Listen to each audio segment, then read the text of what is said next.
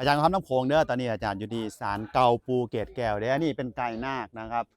ของปูผาขาวซึ่งเป็นฤาษีนะครับเป็นครูบาอาจารย์ของปูเกตแก้วผู้ใดที่ตามเรื่องราวของวัดป่าดงหนองตาลเด้ตามเมืองขอมนครศรีเวียงตาลที่สาบสูญตำนานปูเกตแก้วอันนี้นี่คือเข้าเดิมนะครับที่เดิมที่เก่า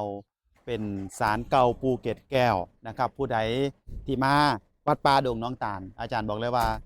ที่เนี่ยนะครับเป็นพิกัดลับแห่งความเชื่อพิกัดลับแห่งสายมู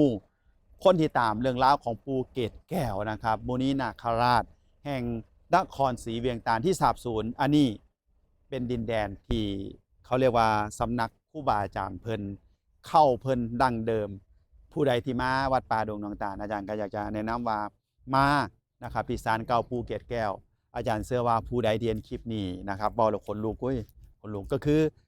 ผู้ใดที่เห็นคลิปนี้ได้ชมแล้วก็ติดตามอาจารย์นะครับมีบุญสัมพันธ์กับสถานที่แห่งนี้มีบุญสัมพันธ์กับปูผาขาวมีบุญสัมพันธ์กับปูเกตแก้ว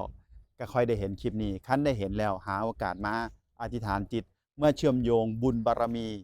เชื่อมโยงบุญสัมพันธ์เปิดทางเปิดดวงอาจารย์เชื่อว่าสิ่งดีๆจะต้องมาเกิดนะครับมื้อนี้อาจารย์มีโอกาสเดินทางมาที่นี่อีกครั้งหนึ่งนะครับแล้วก็ได้มาตั้งจิตอธิษฐานมาเผยแพร่มาบอกข่าวดาวแจ้งก็อย่าลืมเด้อ มาให้ได้ครับศาลเก่าปูเกตแก้วหรือว่าดงนาคนครของอาจารย์ต้อมดงนาคนครครับ